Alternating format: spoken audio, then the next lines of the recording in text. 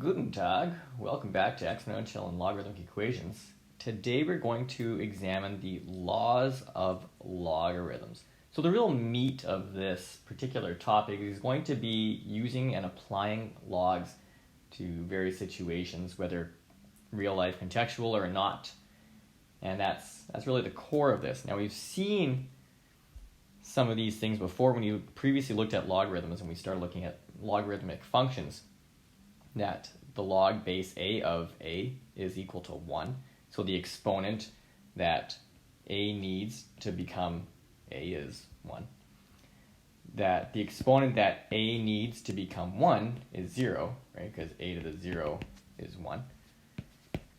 The exponent that a base needs to become that same base to the power of x is x. And if you take a to the power of whatever exponent it needs to become x, it becomes x. That's the verbal interpretation of why these particular rules exist. We're going to be using these to prove 3 laws of logarithms. So just as exponents have laws, like, I'm on eraser mode, a to the x times b to the, times a to the y is equal to a to the x plus y. Right there, that's an exponent rule. Same thing, a to the x to the power of y is equal to the a to the xy.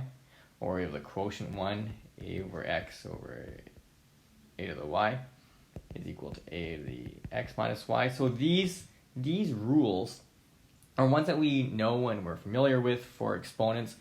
They're going to actually be used as we develop some laws of logarithms. And we can use them because of that inverse relationship between logs and exponents. So they are distinctly intertwined, and it's inextricable. So we've got a few. First one is the Power Law of Logarithms. It says that if you're taking the log of a power, well then this exponent can actually go out in front instead. And that's the more colloquial way of looking at what this particular law says. So law of a power means this exponent can get knocked out in front there. Wicked cool. To prove this, we're going to start with a let statement. So we're going to let x be equal to log base a of m. That's what x will represent for us. And as a result, we can say that m is equal to a to the power of x. And that's by that relationship between exponents and logarithms. So that's how they're tied together. Don't forget. We can then say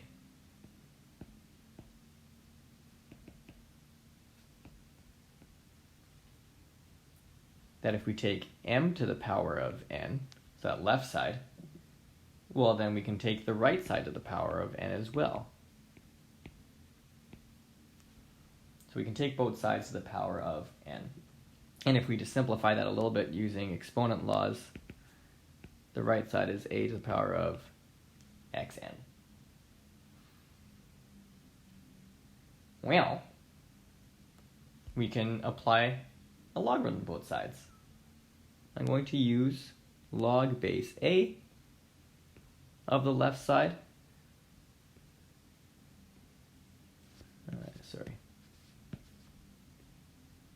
Is equal to log base a of the right side.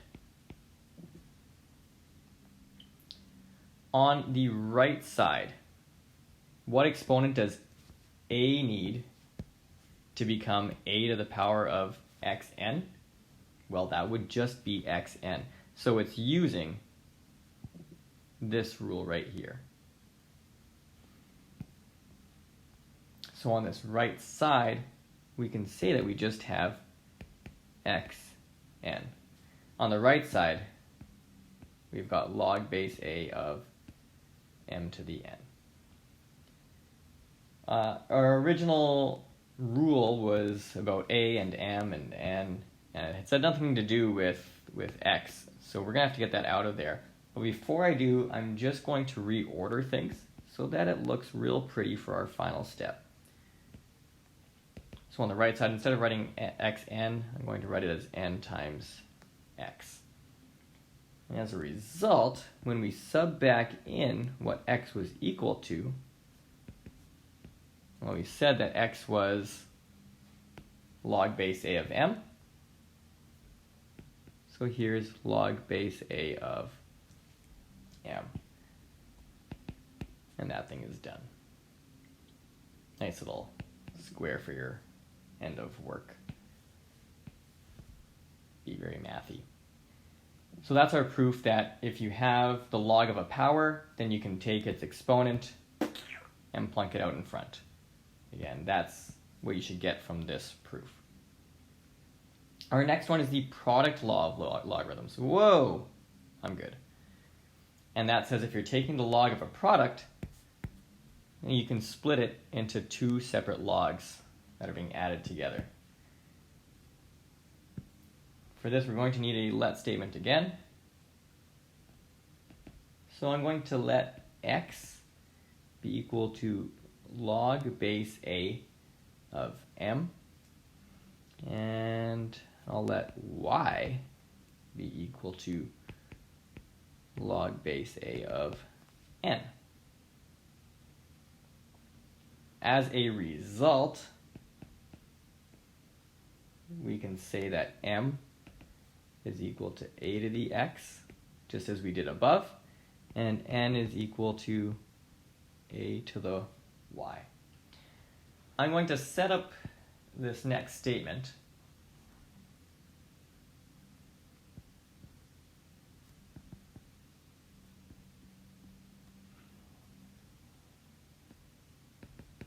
that mn is equal to a to the x times a to the y. As a challenge exercise for yourself, see if you can actually finish off this proof. Explore it a bit. It might be a struggle, so that's worth acknowledging because it's new and it's foreign. It might be weird for you, but give it a try. See what you can do. This is the basis for it. See if you can eventually take all this and get to this point up here. So examine what you're after, examine where you need to go, and what rules you could possibly use. So pause this, try it, see what happens. Here I go. I'm going to use power laws to simplify that right side. And now I will take the log of both sides. And I'll use the log base a. These brackets on the left side are pretty critical because it says that we're taking the log of mn, not the log of m, and multiplying that by n. Boy.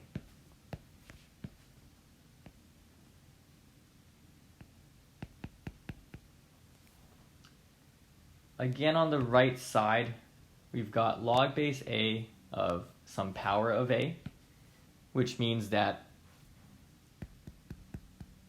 we can just say that. That's our right side. Again, that's from this business right up here of what exponent does a need to be a to the x. That is just x itself. So that exponent is that value. On the left side, can't really do anything, but that's okay because that's the left side that we're eventually after right here, right? That's all good. We just need to make sure this gets to that form. Well, in that case, instead of x plus y, I'll replace them with what they represent. So x was equal to log base a of m, and y was equal to log base a of n. So that's how we can split up a log of a product.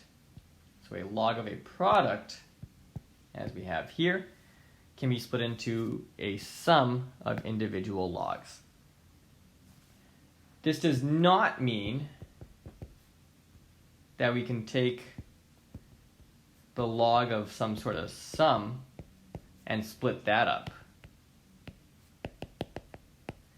No, this would be bad.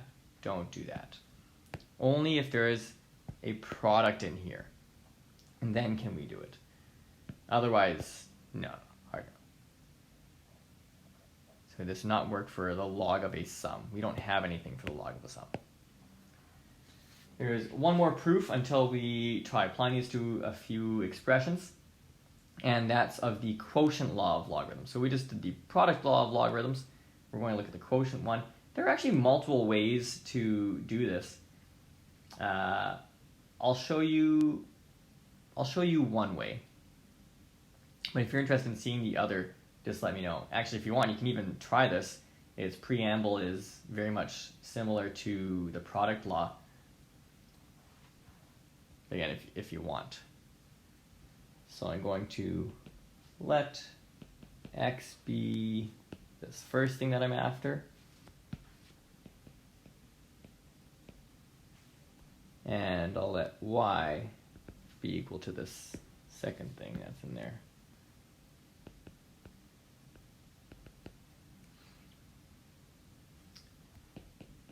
And that allows me to say that m is a to the x and n is a to the y. So that same kind of setup.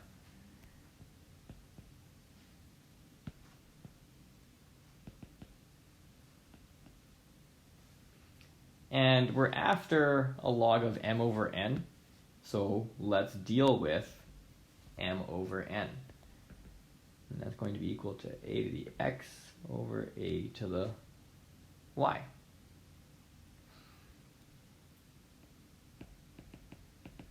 By power laws, this right side is a to the x minus y. What we're after in the end is the log of m over n, so let's take the log of this side, and of course then have to take the log of the other side as well. Oops, that's base a specifically. As we've done now a couple times already,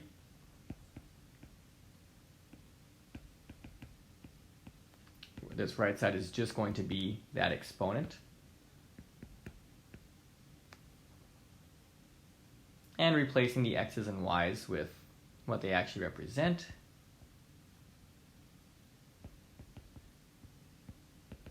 It means we can say that log of m over n, the log of that quotient, is equal to log base a of m, because that's what x was, minus log base a of n, because that's what y was.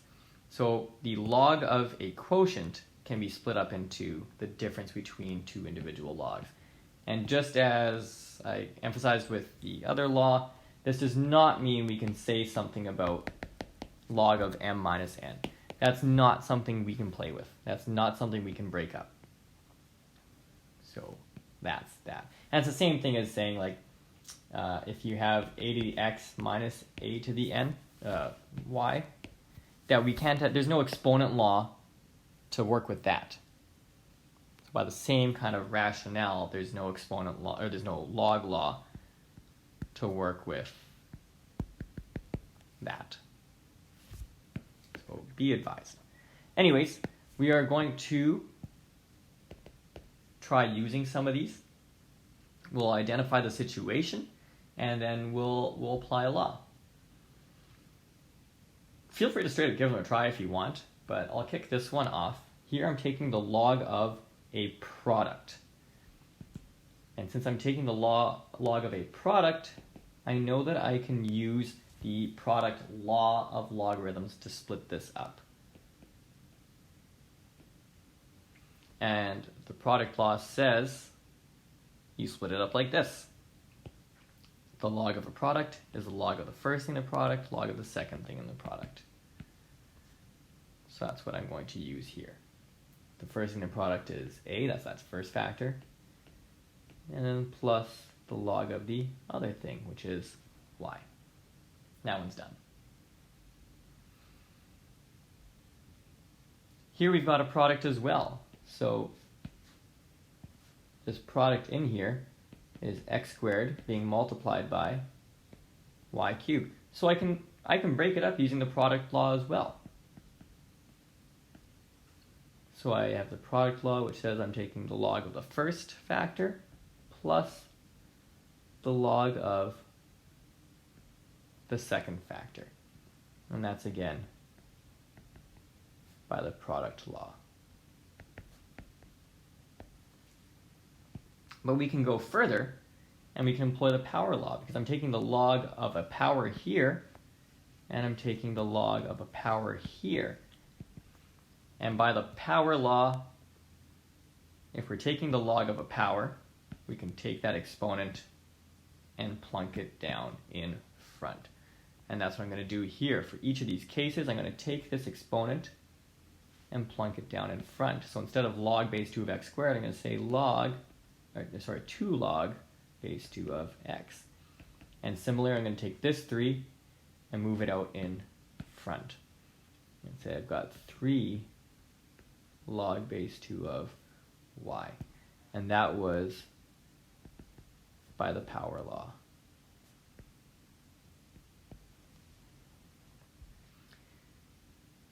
I will show you this next one, and I'll ask you to give the next few a try after that. But looking at this, there's a few ways to interpret it, but there's multiple products happening there. We don't have a direct law for that. What do we do? If you want, as a stepping stone until you can do this faster, you can see that we've got x being multiplied by yz, so that these are your two individual factors. In which case, the log of the first factor is being added to the log of the second factor. But then this could be further split up, right? Because that's again another product. So we'll apply the product rule to that, and we'll break it up similarly. And that one's done. And you can actually kind of shortcut this. Right? If you have a log of a bunch of things being multiplied, you'll notice that it eventually turned into the sum of all of those individual logs. So the sum of the logs of each of the factors. And that's acceptable. So you don't actually have to show this step whenever you're tasked with questions like this. You can actually jump straight to here, and that's fine. I would now encourage you to try the other 3 that are on this page. Give them a try, give them a go, see how it goes, and see if you get same as what I get. I've got a quotient here, and the quotient law says I need to take the log of the numerator and subtract the log of the denominator. So I'm going to take the log of the numerator and subtract the log of the denominator. And that's the application of the quotient law.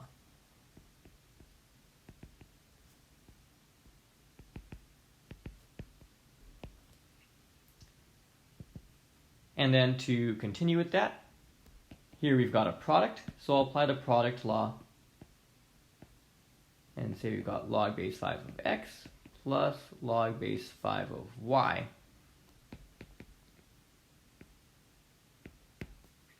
And that is by the product law. Again, if you start getting comfortable with log laws and how to apply them, you can jump straight to this step, and it's not necessary for you to use that stepping stone. But I would recommend using that stepping stone just as an introduction until you feel a great degree of comfort. As you're trying things out and you're getting a lot of things correct, then you can say, all right, I'm ready for some of these shortcuts. But don't just jump straight to the shortcut. Make sure you have that full understanding first. Here I've got another quotient. So I can take the log of the numerator and subtract the log of the denominator. And in the next step, I'm going to use the product law to split this thing up. But when I do so, I just be very careful that we've got some brackety brackets here because we're subtracting that entire log, which is log y plus log z. So that subtraction does have to apply to this whole thing. And if it doesn't, then it's a real oopsie poopsie. And we can distribute that negative to open things up here.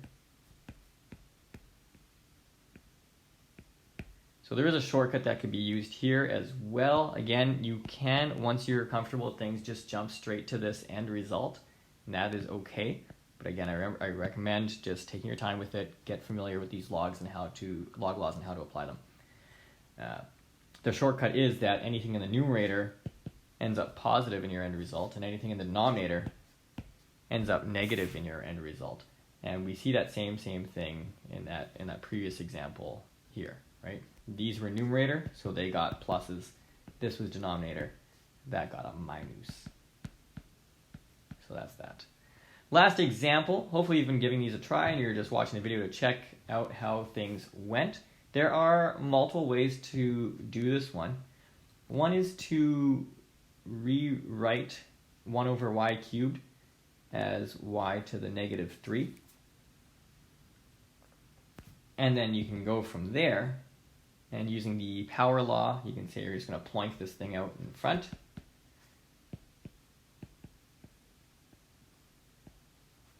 So that's that. The other way to do it would be to use the quotient law and say we're going to take the log of the numerator and subtract the log of the denominator. But log of 1 is always 0. So really, we've got just 0 minus log base 9 of y cubed, but again can take the power law to plunk that exponent out in front. And then that will lead us back to right there. So this is the final answer. Go for it. There is some practice work for you to play around with the log laws. It can be tricky, but take your time with it. And always let me know if you have questions or comments or concerns. That is very necessary. So always let me know how I can best help you, and I will do so, because I am here to help you. Please never forget that. That's it. That's all for today. We will be looking at the laws of logarithms a bit more in our next lesson. But for now, give that a try, get some familiarity with it until we move forward.